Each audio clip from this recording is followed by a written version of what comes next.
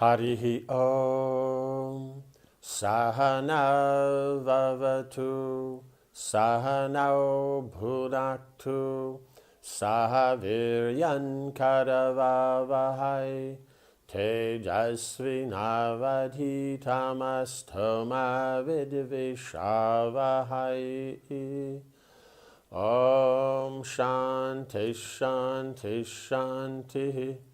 Om Jaya Shri Krishna Chaitanya Prabhu Nityananda Shri Advaita Gadadhara Shivasari Gaura Bhakta Vrinda Hare Krishna Krishna Krishna Hare Hare Hare Rama Rama Rama Hare Hare. Jai. So then we have the Pandavas then in Ekachakra at the Brahman's house, and then Kunti is noticed that Kunti and Bhima were staying back. I mean, Kunti is staying back every day, and then Bhima, it was his turn in rotation to stay back and take care of his mother. The other 4 Pandavas will go out begging. And so then now she has heard the some anxiety going on in the house, some crying and other discussions, and so she figures out that the reason is that every few years then one family has to send a family member with the food to feed Baka, so that Baka doesn't just indiscriminately come to the village and just eat anybody he likes. This way it'll be in a regulated fashion. And so then they had suggested, we'll just take you a lot of food, but being a Rakshasa, Baka said, okay, the food's fine, but also the person who brings the food, he'll eat. So, throws a little bit of a complication there. But at the same time, we'll protect the village, the town and everything from any disturbances, because the king was very weak. So now that Kunti's ascertained this, she's told the Brahmin that, don't worry, my son knows special mantras to kill Rakshasas. He'll go take care of this, because he's done it before. The Brahmin then, is unsure how can they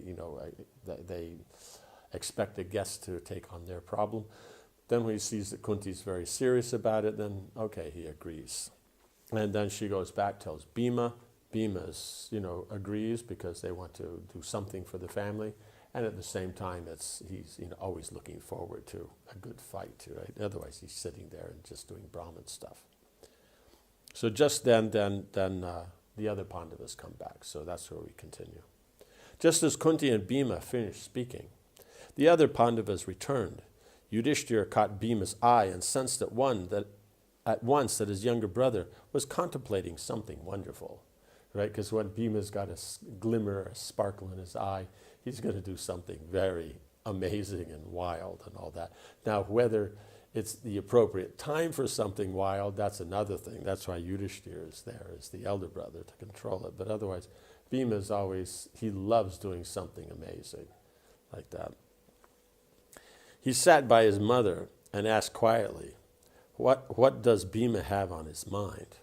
It seems he is about to do something extraordinary, some extraordinary deed. Is something you have ordered, or is it some plan of his own, right? So is Kunti, did she ask him to do this, or he just came up with it? Kunti told her son what had transpired. When Yudhishthira learned that Bhima was about to go out to meet Baka, he became alarmed. Mother, you have made this Brahmin a rash promise. Surely it is never sanctioned to sacrifice one's own son for that of another, right? So if one family has a problem, their son is in danger, it's not that you sacrifice your son to save his son. It's just not, because the point is that a son is lost, so what has been gained? All my hopes of overpowering Dhritarashtra's sons and regaining the kingdom depend on Bhima's power. Kunti smiled slightly and reassured Yudhishthira. She reminded him of Bhima's supernatural prowess, how even as an infant he had crushed a great rock to powder, how he had easily carried all of them through the forest while running at the speed of wind, how he had slain the immensely strong Hidimba. It was not out of foolishness that I made my offer to the Brahmin. It is always a ruler's duty to protect the Brahmanas, right? Because they're Kshatriyas. They may be they may be taking the role of Brahmins. So taking the role of Brahmins, they do the duty of Brahmins. But it doesn't mean that they're still not Kshatriyas. And so if there's an opportunity to perform their duty as a Kshatriya, then they will, right? So that's the whole point, is that whatever duty you accept the obligations that are there, and you get the benefits of that. So that's the whole point. It says whatever your duty is, you have to follow that. You can't just do whatever you want. Because the tendency is people will take the benefits from whatever variety of services are there and take no obligations, right? That would be what people, but when you take a benefit, you have to take the obligation that goes with it, right? It's just like, let's say you want a house, that means you have to maintain it. You want a car, you have to put petrol, you have to maintain it, right? You want to cook, means you have to wash the dishes. They go together. You can't just, cook every day and never wash dishes, right? It doesn't work like that. So here is that they're living the life of a Brahmin, so they're performing the duties of a Brahmin. It's not that they're Kshatriyas who are then just going out and begging. No, they have to live as Brahmins and live a Brahminical lifestyle, do Brahminical duties. Then they can live by begging. And then when the opportunity is there that they are not living as Kshatriyas, as Brahmins, and they can live again as Kshatriyas, then they'll take up their duty, right? So you only do someone else's duty if yours is not available. But when you take it up, you have to follow the rules that follow that duty. You can't say, no, but in my position, I don't have to do that. No, you've taken up another occupation.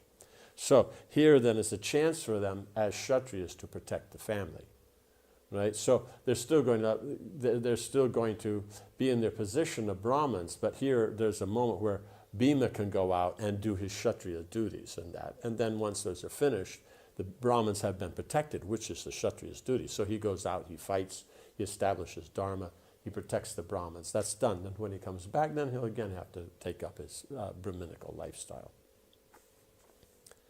Does that make sense? So even if you switch for that, but then you fully do all that. And then when you come back, you fully do all this. Not that you just pick and choose.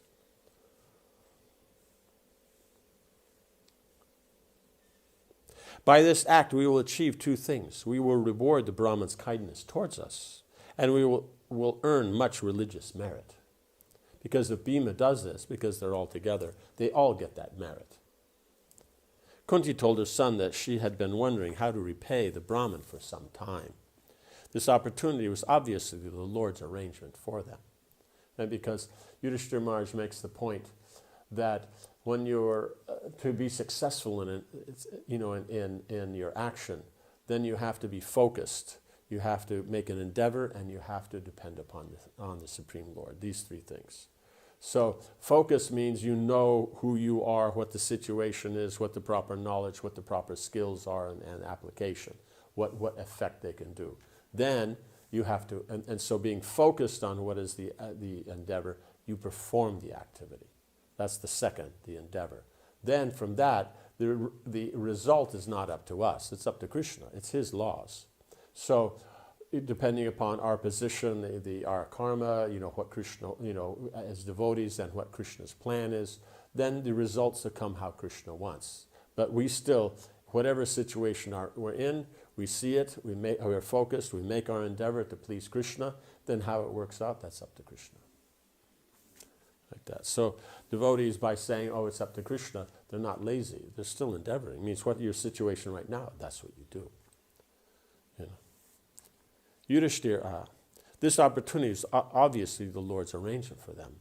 Yudhishthira pondered Kunti's words, looking across at the smiling Bhima, because Bhima is really happy. He replied, you have spoken well. Your decision is well considered, right? Because the first thing is just this, but then where she presents the whole thing. So that's the whole point, is that if you have that position of authority, you make your decisions. But when someone else presents something, and that you have to listen to it and see what's the whole thing, not just that, oh, this guy never said, you listen what it is. And then if it's right, then it's good. Not that, oh, I didn't think it up, so we won't use it. No, whatever is proper is what we use. And it's the same way as whatever is not proper, you don't use. So even someone comes up, they make the whole thing, they thought it up. If it's not good, you don't have to use it. Not that, oh, but he feels like it and this and that. No. Because of your compassion towards the Brahmana, Bhima will surely kill the demon Baka, but you must ensure that no one comes to know of it, know that it was him. So she's saying is that because as a Kshatriya, you're making this endeavor to protect the Brahmins, just that piety itself will protect Bhima, right? You protect religion, religion protects you, right? Yudhishthira was not so, but at the same time, he didn't want the Kauravas to find out about this, right? Because they're out in the middle of the forest. No one's going to see anything that Hidimba was killed. But here they're in the town. Baka's killed, people are going to know. They're going to talk about it. And then they're going to wonder what happened. Yudhishthira was not sure if the Kauravas knew that he and his brothers were still alive, because they didn't know about, they just knew the house was burnt down and there was a good chance that, the housekeeper was killed. But they don't know about the tribal woman and her 5 sons, that they also died in that fire, so then everybody thinks the Pandavas died. They don't know that. So they're unaware if they thought, oh, they got, or there's a tunnel, did they find the tunnel? You know, anything could happen. Their spies, Yudhishthira was not sure if Kauravas knew that he and his brothers were still alive. Their spies would soon inform them of Baka's death. They may well suspect it was Bhima who had killed him, because who else kills Rakshasas, right? Few other men were capable of killing such powerful Rakshasa. That night, while the village slept, Bhima quietly left the Brahmin's house. He drove the cartload with food towards the forest where Baka dwelt. The aroma of the food was overpowering, because it appears that maybe the others are going in the day, but he left at night when everybody went to sleep. You know, probably Baka is sitting there and wondering, when's my food coming, right? He drove the cart loaded with food towards the forest where Baka dwelt, right? Because it has to be a big cart, and the cart has so much food on it. After living for so long on meager forest fare and whatever alms the brothers were able to collect, right? Because when they're in the forest, they just get whatever, fruits and roots and berries and that. And then they go out begging whatever they get, some rice, some other things like this. Bhima was ravenous. He began to eat the food from the cart. On his way into the forest, he shouted Baka's name. So as he's going to the forest, he's pushing the cart, he's eating the food, and then between bites, he's calling Baka's name.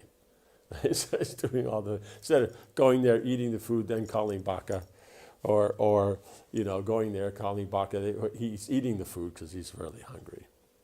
The Rakshasa heard Bhima's approach and became inflamed with anger. He ran towards the Pandava yelling, I am Baka, right? Because who goes into the forest calling the Rakshasa? They go into the forest not, and probably when they get there, then Baka, smells the food, then he comes out. Bhima saw him emerge from among the trees. The earth resounded with his footsteps, and his shouts were deafening. He had a huge body, red eyes, red beard, and red hair.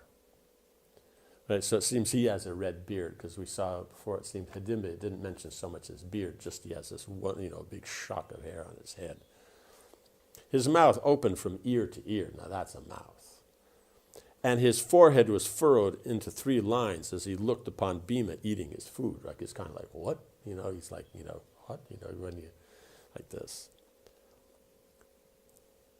Baka stopped near the cart and thundered, who is this fool who is eating in my presence the food intended for me? In one sense, by his rule, he eats the person who brings the food. So if the person eats the food, he's going to get eaten anyway. So it's not that it makes any difference on the outcome. It's not like, but his point is, people are afraid, so they bring the food, and hopefully he'll be merciful, like this. Who is eating my present the food intended for me? He surely desires to be dispatched at once to death's abode. Bhima glanced derisively at the Rakshasa and smiled. He ignored his challenge and continued eating. Right? So I guess he really wanted to upset him, because you have a good fight if he's angry. So he's eating all the food. Baka roared in fury. He rushed at Bhima with arms upraised. Still the Pandava continued to eat. Baka brought his 2 fists down upon Bhima's back with the force of a thunderbolt. Without flinching in the least, Bhima went on eating, right? So the Rakshasa is running up behind him, beating him with his fist, and he just keeps on eating because he's hungry. He did not even look at the Rakshasa. It was like, oh, hey, it's just, he just kept eating. Baka roared again and tore up a huge tree. As he whirled it above his head, Bhima stood up, washed his hand from the pitcher of water on the cart, right? Because it's like you're going to, eating, then your hands become contaminated. And fighting is a duty, so you have to be, in proper thing. Like you see when the Kshatriyas are going to use the mantras for the astras, then they do achman, like that. So the pure state is required. Then he leapt down from the cart and faced the infuriated demon. Right, so it seems he's pushing the cart, eating the food. Then he gets there. Then he calls back. He continues eating. He sits on the cart and keeps eating the food, like that. And then only when he's finished, washes his hands. Then he comes down from the cart. Now he faces the demon. Baka hurled the tree at Bhima with all his strength. Bhima smilingly caught it in his left hand and threw it back. Right, because right hand is considered your auspicious hand. The left is not. It's impure. So someone throws something, you catch it with the left hand like that. They're using all their strength. You catch it with the left hand, that means that's not your strong hand, right? Your right hand is your strong hand. So that's just showing that how much stronger you are. It's just another way to upset the opponent. The Rakshasa uprooted one tree after another and hurled them at Bhima, who caught each of them and sent them back. Soon the whole area was cleared of trees, right? So now it's cleared of trees, now you can have a good wrestling match. Screaming out his own name again and again, Baka threw himself upon Bhima and seized him. Bhima also gripped the demon with his own powerful arms. The two dragged each other violently, each trying to kick the other's legs out from underneath them, right? So they're standing, so they're trying to get the other on the ground through the grappling, like that. So fighting is there, but if you get them on the ground, then you have a stronger position. They fell to the ground, still locked in one another's arms. They rolled about, making the ground tremble. Bhima tightened his grip. He repeatedly smashed the demon's head with his own forehead, so he's giving him head butts. Right? He's holding him and then butting his head like this. So gradually, Baka tired. Bhima pulled free of his grasp and pounded the demon with his fists. He pressed down on Baka's chest with his knees and struck him crushing blows that shook the earth. Baka fell unconscious, and Bhima rolled him onto his stomach. Placing one knee on his back, he seized his neck with one hand and his waistcloth with the other. With great force, Bhima broke the demon's back in two, right? He also did that with Baka, but Baka, he did it just by bending him on a tree. But in this one, then he's down on the ground, and so then he puts his knee and he just pulls him in half like that. As he died, Baka vomited blood and let out a fearful yell that filled the forest. Hearing him scream, Baka's friends and relatives came out of their houses, right? Because they're out there fighting. Okay, this goes on, but it's, who's going to be there? If it's humans are always lose generally to Rakshasas. Very rare they don't. But when they hear Baka scream like that, they know there's some problem. They looked at horror at his mountainous form lying in a pool of blood. Bhima reassured the terrified Rakshasas that he was not going to attack them, right? Because they came out and then they're worried, now is he going to attack us? He's telling them, no, I haven't come here to attack you. I've only come here for this guy. And so you don't have to worry. This one has been killed due to his excessive fondness for human flesh. Give up killing men, otherwise this fate awaits you all, right? So that for Baka, it says you give up, how do you say? Killing the people. Otherwise, if you kill, then I'll come and kill you, right? And Baka must be the biggest of them because his friends and relatives. So if Baka's been killed, then surely this guy can get them. The Rakshasas immediately assessed, saying, "It shall be so." Then they ran from that place, leaving Bhima with Baka's body. From that time on, the people of Ekachakra noticed that the Rakshasas became peaceable towards them. So now whether they regularly took the food out there and they didn't eat anybody, or if they were just nice, whatever it was. But in any case, the Rakshasas were being properly behaved. Just properly interacting. Bhima lifted Baka's corpse and placed it on the cart, right? Because he's already eaten all the food, right? Unseen by anyone, he deposited it on the town gate and then returned to the Brahman's house. So at night he went out, when everyone's asleep, killed Baka, came back, then placed him on the gate, and then went back to the house and went to sleep.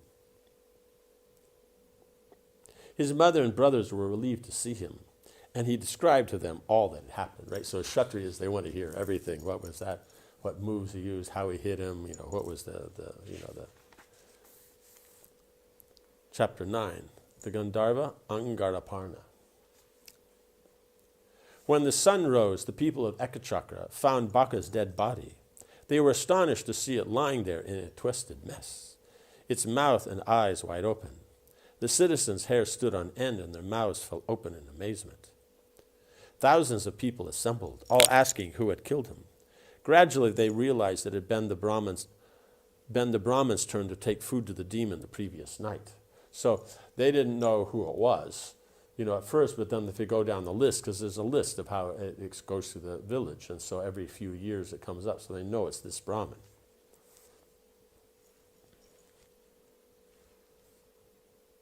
A noisy crowd soon gathered outside the Brahmin's house. Right? People just, they have to know these things.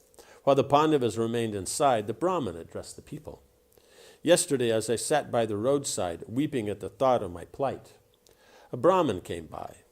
When he found out the cause of my distress, he promised to deliver me and the town from this constant danger. Right? So he's not even saying, my guest did it, because the Pandavas, they don't want him to know about them. Because otherwise they'll say, yes, these Brahmins came to town, there's 5 brothers with their mother, and the really big one, he went out, and like that, he killed, it's kind of like, well, who does that mean, right? So he doesn't even mention them. They're in the house, he goes out, so, people may or may not really, they'll know that they're there, but they won't consider them. And so he'll say, I was there, and just some Brahmin came by. I don't even know who he was. Learned in the incantations that evoked celestial weapons, the Brahmin assured me he would take the food to Baka on my behalf and kill him. He must have succeeded in this inconceivable feat because Baka now lies dead. So he doesn't know who he is, and he's not there. He just happened to be passing through town. The people looked at one another in wonder. Then they laughed and shouted in joy, right? Because now they know, okay, Baka's dead. They declared a festival to celebrate the Rakshasa's death. The Pandavas continued to live at the Brahmin's house as Vyasa had instructed them, because he said he'd come back for them, and give them further instructions. So he hasn't come, so then they just continued to live there. It had been months since the sage had last spoken with them. They expected his return at any time. And they passed their days in begging alms and studying the Vedic scriptures, right? So they're using their time. Since they're in the forest, they're living a life like a Brahmin, like a Vanaprastha. So they're going to then study the scriptures, because that's what Brahmins do. And Kshatriyas, the more they know the scriptures, the better they rule like that. Because the Brahmins are going to speak from scriptures to give an understanding of what is duty. And so the more they know that, the more they'll understand the wisdom given by the Brahmins, right? Because it's one thing to know the knowledge, it's another thing to appreciate the wisdom. Then if you don't know the knowledge, you may really not appreciate the wisdom. But if you know the knowledge, then you see how that knowledge is applied by that wisdom, then they are able to practically use it.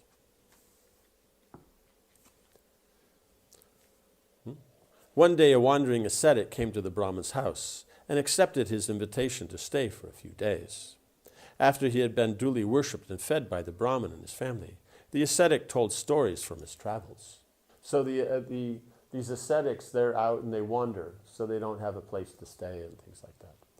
And so in that, they're going to see so many wonderful things. And since they're being hosted and all that, they'll tell, some nice, interesting stories, that'll, so you see what's going on in the country, some festivals, how, Shastra is being practiced and lived and applied, and who did great things, and, just something nice like that. The Pandavas listened along with the Brahmin's family. They heard about a great Swayamvar ceremony soon to be held in Kampilia for Draupadi, right? Because they had been to Kampilia before. King Drupad's daughter. This princess, the ascetic said, was not born of a woman, but had been born along with her brother Dristadumna from the sacrificial fire. Right, so they're also very special. They're born from the demigods. She's born from the fire. The Pandavas were intrigued. They asked, please tell us how it is possible that Draupadi and her brother could have appeared from fire. We desire to hear everything you know. Okay, so that will end this story of Baka and the Ekachakra aspect there. And next we'll start this whole story about Draupadi and everything connected with her appearance, her brother's appearance, and the whole background, the enmity between Drona and Drupad and how this came up. So I'll end here. Om Hare Krishna, Krishna Krishna, Hare Hare, Hare Rama, Rama Rama, Hare Hare.